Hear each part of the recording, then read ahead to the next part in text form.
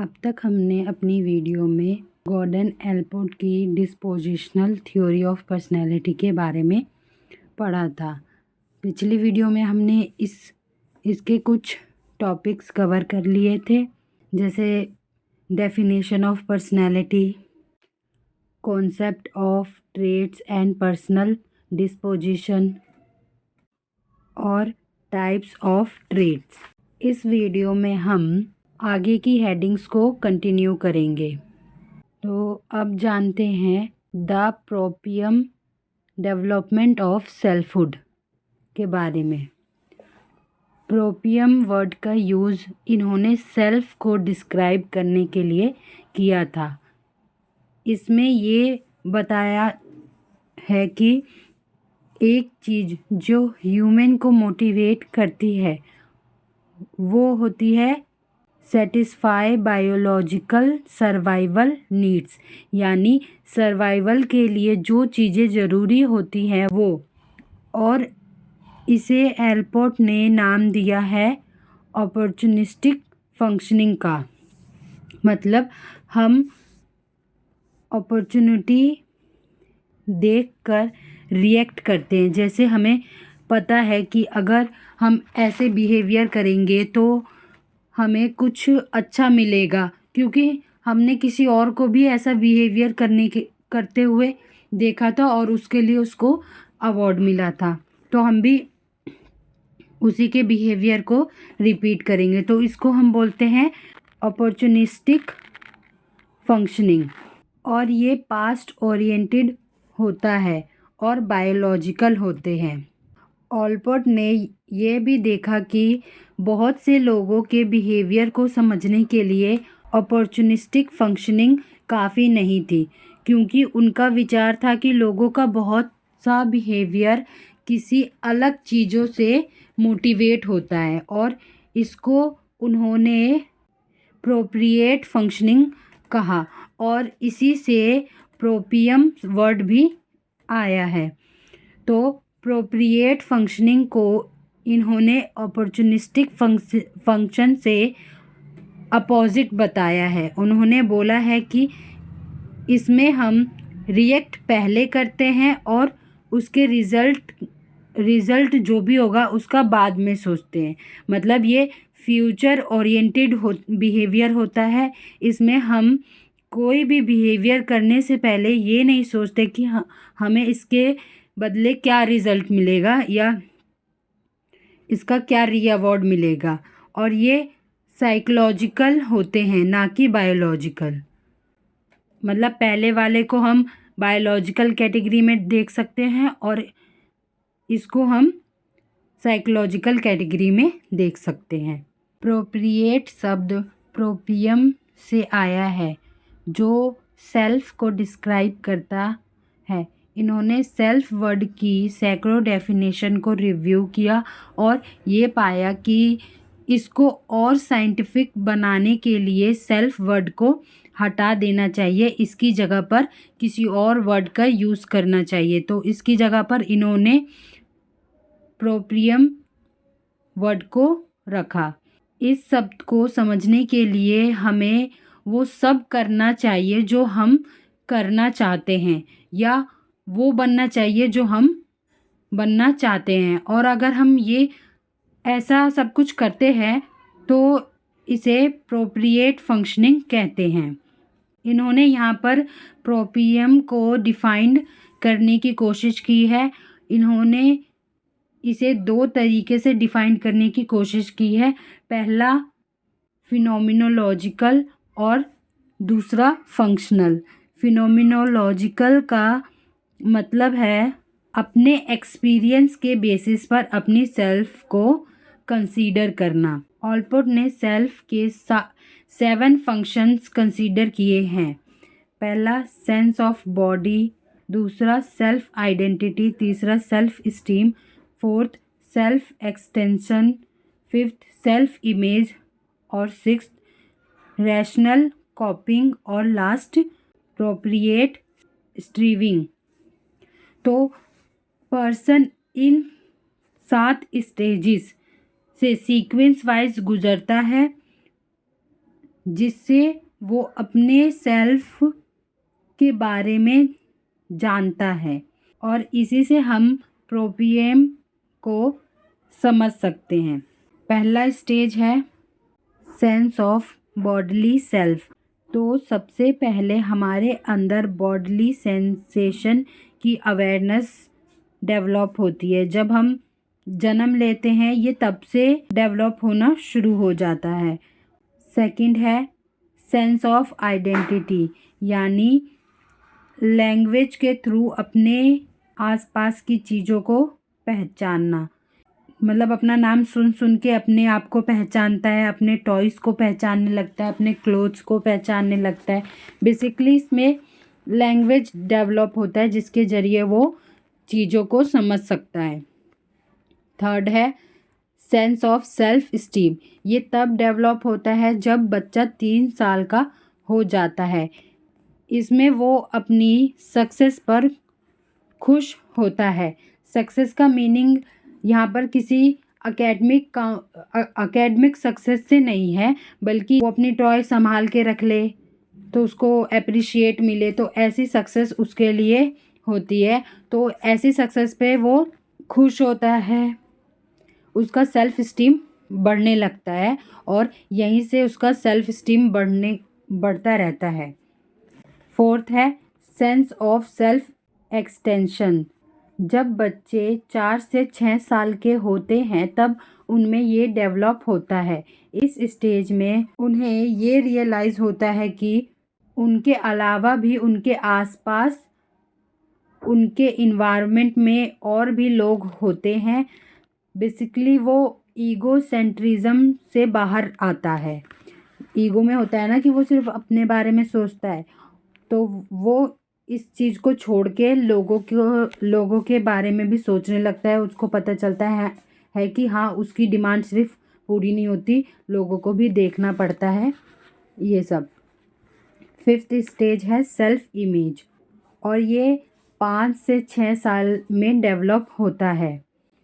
इसमें बच्चा गुड मी या बैड मी के बीच डिफरेंस करना सीखता है। मतलब उसे समझ आ जाता है कि उसके लिए क्या अच्छा है क्या बुरा है। वो अपने पेरेंट्स से इंस्पिरेशन लेता है, उनकी तरह बनना चाहता है।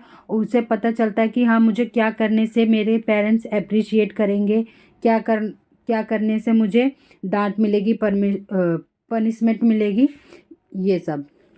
और सिक्स्थ स्टेज है sense of self as rational copper. ये 6 से 12 साल में डेवलप होता है। इसमें बच्चों के अंदर कॉप अप करने की एबिलिटी बढ़ जाती है। मतलब कि वो चीज़ों को या प्रॉब्लम्स को झेलना सीख जाते हैं और अपने प्रॉब्लम्स खुद सॉल्व करना भी सीखते हैं इसके अंदर। 7 है प्रोप्रिएट स्टर्विंग। इसमें सेल्फ सेंस को बढ़ावा दिया जाता है, लॉन्ग गोल्स की प्लानिंग की जाती है। ऑलपोर्ट का मानना था कि एक एडोलसेंस का जो मेन प्रॉब्लम होता है वो करियर और अदर लाइफ गोल्स को चूज़ करने का होता है। बेसिकली इस स्टेज में बताया गया है कि जो एडोलसेंस होते हैं उनकी प्रॉब्लम्स क्या होती है और इस स्टेज में वो अपनी सेल्फ सेंस को बढ़ावा देते हैं और अपने लाइफ में कुछ अचीव करने के लिए गोल्स बनाते हैं।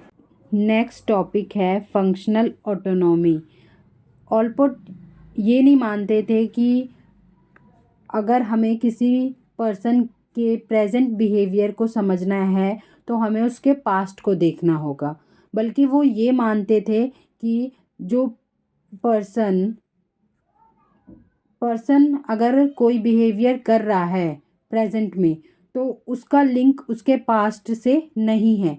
वो प्रेजेंट में ही अपना बिहेवियर ऑटोनोमियस तरीके से कर रहा है, यानी इंडिपेंडेंटली कर रहा है, उसका पास्ट से कोई लिंक नहीं है। और यहाँ ऑटोनॉमी का मतलब है इंडिपेंडेंट, इसमें ऑलपोर्ट यही कहना चाहते हैं कि आज एक सर्टेन बिहेवियर का मोटिव इंडिपेंडेंट है, ऑटोनोमियस है। फॉर एग्ज़ाम्पल, कोई पर्सन आईटी स्पेशलिस्ट बनना चाहता है क्योंकि उसे इसमें फर्स्ट रैंक मिला था और प्राइज़ मिला था। लेकिन अगर वो आज आईटी स्पेशलिस्ट बन गया है तो उसका रीज़न कुछ और होगा। उसका रीज़न ये हो सकता है कि ये जॉब उसकी नीड्स को फुलफ़िल कर रहा हो, उसकी नीड्स को अचीव करने में हेल्प कर रहा हो। तो यहाँ यही बोला जा रहा है कि आज के बिहेवियर में और पास्ट के बिहेवियर में कोई लिंक नहीं होता, दोनों अलग होते हैं। और फंक्शनल ऑटोनॉमी मोटिव्स का बेस तैयार करती है, मतलब पर्सन को बताती है कि आगे क्या करना चाहिए क्या नहीं करना चाहिए। और ऑलपोर्ट बताते हैं कि ज़्यादातर अडल्ट बिहेवियर का कॉज फंक्शनल ऑटोनॉमियस मोटिव्स होते हैं, मतलब अडल्ट जो भी बिहेवियर कर रहा है उसका कारण प्रेजेंट का मोटिव है, ना कि पास्ट का कोई लिंक है इसके बिहेवियर में। यहाँ दो टाइप्स की फंक्शनल ऑटोनॉमी बताई गई है, पहला प्रिजर्वेटिव फंक्शनल ऑटोनॉमी और दूसरा प्रोप्रिएट functional autonomy. Preservative functional autonomy का मतलब है कि जो काम हम रोज़ करते हैं, जो एक आदत होती है हमारी, जैसे कि खाना, सो जाना, फिर इतने बजे ऑफिस चले जाना, तो जो हम टाइम पे काम करते हैं तो वो चीज़ होती है हमारी प्रिजर्वेटिव फंक्शनल ऑटोनॉमी। मतलब जो हम हर रोज़ सेम रिपीटेड बिहेवियर शो करते हैं उसी को इन्होंने प्रिजर्वेटिव फंक्शनल ऑटोनॉमी कहा है। और दूसरा टाइप है प्रोप्रिएट फंक्शनल ऑटोनॉमी। ये हमारी साइकोलॉजिकल ऑटोनॉमी होती है, मतलब हमारे इंटेंशन, वैल्यूज़, एटीट्यूड्स और इंटरेस्ट क्या है ये इसके अंदर आते हैं। और ये मोटिवेशन से रिलेटेड होता है। ये हमें हेल्प करता है अपनी सेल्फ इमेज को मेंटेन करने के लिए और हेल्प करता है हाईली मैच्योर पर्सन बनने के लिए, ग्रो करने के लिए। तो ऐसी फंक्शनिंग जो हमें अपने आप को अच्छा बनाने के लिए, डेवलप करने के लिए होते हैं, उसे प्रोप्रिएट फंक्शनिंग कहते हैं। नेक्स्ट टॉपिक है मैच्योर पर्सनालिटी। तो सबसे पहले समझते हैं कि मैच्योर पर्सन कौन होते हैं या मैच्योरिटी किसे कहते हैं। तो मैच्योर पर्सन या मैच्योर पर्सनालिटी उसे क्या कहा जाता है जो अपनी इमोशंस को, अपनी फीलिंग्स को बैलेंस करता हो, बैलेंस करके रखता हो, जो फुल्ली डेवलप हो और सही टाइम पर सही डिसीज़न लेता हो। तो ये होता है मैच्योर पर्सन। तो एल्पोर्ट के अकॉर्डिंग मैच्योर पर्सन का बिहेवियर फंक्शनली ऑटोनोमियस होता है और वो कॉन्शियस प्रोसेस से मोटिवेट होता है, ना कि अनकॉन्शियस प्रोसेस से। और इनमेच्योर पर्सन जो होते हैं वो अनकॉन्शियस प्रोसेस से मोटिवेट होते हैं। इन्होंने यहाँ मैच्योर पर्सन के 6 करेक्टरिस्टिक्स बताए हैं। पहला है mature person has a widely extended sense of self. मतलब जो मैच्योर पर्सन होते हैं वो आउटसाइडर होते हैं, यानी लोगों से घुलते मिलते हैं, उनका सोशल रिलेशनशिप बहुत अच्छा होता है। सेकंड है mature person has a capacity for warm social interaction. मतलब जब ये किसी से मिलते हैं तो उनके साथ वार्म इंटरेक्शन शो करते हैं, उनको डीप लव शो करते हैं और उनके साथ वैसा बिहेवियर करते हैं जैसा वो अपने फैमिली या क्लोज़ फ्रेंड के साथ करते हैं, और सामने वाला पर्सन जैसा है उसको वैसे ही एक्सेप्ट करते हैं, उसको जज नहीं करते। थर्ड है mature person demonstrated emotional security and self acceptance, यानी ये लोग पर्सनैलिटी को पॉजिटिव बनाते हैं, अपनी कमियों को एक्सेप्ट करते हैं, उसे सही करने पर ध्यान देते हैं, ना कि उसको लेकर टेंशन में आ जाते हैं। और फोर है mature person demonstrates realistic perceptions skills and assignments, ये रियलिटी को एक्सेप्ट करते हैं, अपने बचाव के लिए किसी भी तरह का डिफेंस मैकेनिज्म का यूज़ नहीं करते। जैसे दूसरों ने अपनी थ्योरी में बताया है कि पर्सन अपने बचाव के लिए डिफेंस मैकेनिज्म्स का यूज़ करते हैं, तो जो मैच्योर लोग होते हैं वो ऐसा नहीं करते, इसमें बताया गया है। और फिफ्थ है mature person demonstrate self insight and humour, इन लोगों को अपनी स्ट्रेंथ और वीकनेस का पता होता है, ये अपना मजाक भी बना सकते हैं। मतलब वो कहा जाता है ना कि मजाक दूसरों से तभी मजाक करो जब आपके अंदर मजाक कर सहने की एबिलिटी हो। तो ऐसा नहीं है कि ये इनके साथ कोई मजाक करे तो ये गुस्सा हो जाते, नहीं, ये दूसरों का अगर मजाक उड़ाते तो इस तरीके से करते हैं कि उनको बुरा ना लगे, और मतलब साथ के साथ अपना भी मजाक ये बना लेते हैं ताकि सामने वाले को बुरा ना लगे। सिक्स है mature person has a unifying philosophy of life, मतलब ये अपनी लाइफ को मीनिंगफुल बनाते हैं, ये कुछ गोल्स बनाते हैं अपनी लाइफ को मीनिंगफुल बनाने के लिए, और इनकी अपनी डीप वैल्यूज़ होती हैं। इन्हीं वैल्यूज़ को नेक्स्ट हेडिंग में डिटेल में बताया गया है।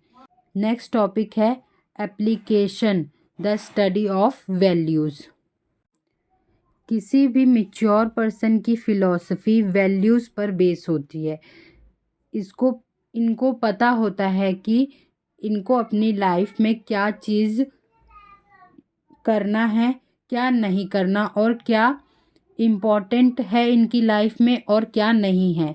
अपनी लाइफ को मीनिंगफुल बनाते हैं और अपनी लाइफ को ऑर्डरफुल बनाते हैं ये लोग, और ये चीज़ ये लोग वैल्यूज़ से करते हैं। एल्पोर्ट ने कुछ बेसिक वैल्यूज़ डायमेंशंस बताए हैं जो हेल्प करते हैं पर्सनालिटी टेस्ट को डेवलप करने में और वैल्यूज़ को स्टडी करने में। इन्होंने अपनी बुक टाइप्स ऑफ मैन में 6 तरह के वैल्यूज़ टाइप्स बताए हैं। ये वो 6 वैल्यूज़ हैं, इनको वन बाय वन डिस्कस करते हैं। पहला है द थियोरेटिकल, मतलब ये सच्चाई पर डिपेंड करते हैं, सुनी सुनाई बातों पर नहीं, और ये हाईली इंटेलेक्चुअल होते हैं और साइंस और फिलॉसफी पर बिलीव करते हैं। और जिन पर्सन में थियोरेटिकल वैल्यूज़ ज़्यादा होती हैं उनमें ये सारी चीज़ें देखी जाती हैं। नेक्स्ट है इकोनॉमिक वैल्यूज़। ऐसे वैल्यूज़ वाले लोग प्रैक्टिकल होते हैं, मनी मेकिंग में इंटरेस्ट रखते हैं और फालतू चीज़ों पर खर्चा नहीं करते, यूज़फुल थिंग्स ही खरीदते हैं। नेक्स्ट है एस्थेटिक। ये लोग वो लोग होते हैं जो सिंगल एक्सपीरियंस को भी बहुत इम्पोर्टेंस देते हैं और पॉजिटिव नेचर के होते हैं और लोगों से मिलजुल के रहते हैं। नेक्स्ट है द सोशल। ऐसे लोगों को दूसरों के साथ इंटरेक्ट करना अच्छा लगता है और ये लोग लोगों को बहुत पसंद करते हैं, लोगों के बीच रहना पसंद करते हैं। और ये लोग सोचते हैं कि जो थियोरेटिकल और इकोनॉमिक और एस्थेटिक वाले लोग हैं वो इनह्यूमन होते हैं, क्योंकि ये लोग लोगों को इम्पोर्टेंस नहीं देते, ये इम्पोर्टेंस चीज़ों को देते हैं। और नेक्स्ट है पॉलिटिकल। ऐसे लोगों के अंदर पावर को लेकर इंटरेस्ट रहता है और दूसरों को लीड करना चाहते हैं और दूसरों को इन्फ्लुएंस करना चाहते हैं ऐसे लोग, और इनका इंटरेस्ट पॉलिटिकल्स में ज़्यादा होगा। नेक्स्ट है रिलीजियस। ऐसे लोग अपने रिलीजियस एक्टिविटी को मानते हैं, यूनिटी शो करते हैं। तो ये है वैल्यूज़ जो एक मैच्योर पर्सन में देखी जाती है, बट किसी में कोई वैल्यू ज़्यादा होती है तो किसी में कोई वैल्यू कम होती है। तो ये थी गॉर्डन एल्पोर्ट की थ्योरी।